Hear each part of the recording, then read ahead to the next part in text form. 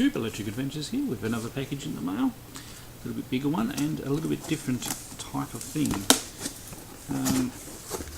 This is the very first time I have bought an arcade PCB, other than the one that came with my cabinet, and I suppose a multi-board. So it's been wrapped very well. It had lots of additional packaging in there. Now generally I find arcade PCBs to be, a bit expensive, and plus the freight is usually quite a lot of money. This one's actually from South Korea, so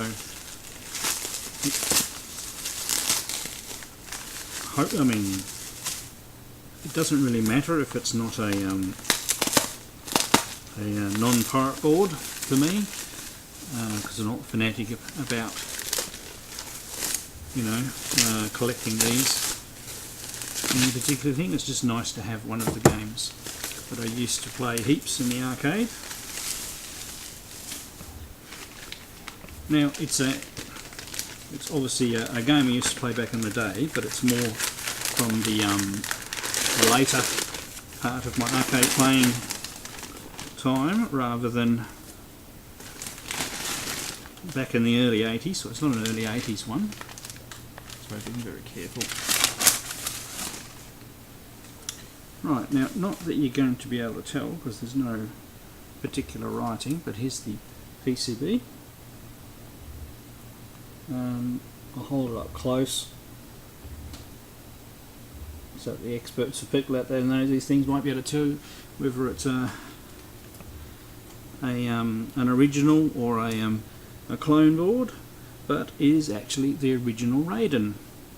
Now our connect is a bit dirty, so I'll give that a bit of a clean before we start. And it's actually doesn't have too many caps on it, and they're all restrained to this bottom section of the board, and there doesn't seem to be any bulgy ones. It was demonstrated as working, and it looks like that little subboard is plugged in okay. So there's not really much else we can do and talk about, really, is to go and give it a go. But I haven't shown my arcade machine for a while, so I'll show you how plugging the board in and things like that, and we'll give it a go. It'll be great playing this game again. Okay, I've got the board plugged into my cabinet. It's not the neatest inside, and I have had some issues with it. It actually works and fires up, as you can see by here. I mean, yes, my monitor's not the best either. It'll actually play for a little while. There is no sound, which is actually quite common failure on these boards apparently. Now remember, I did get this board pretty cheap, so I'm not too worried. The very fact that it boots up and the ROMs aren't corrupt, I'm very happy with.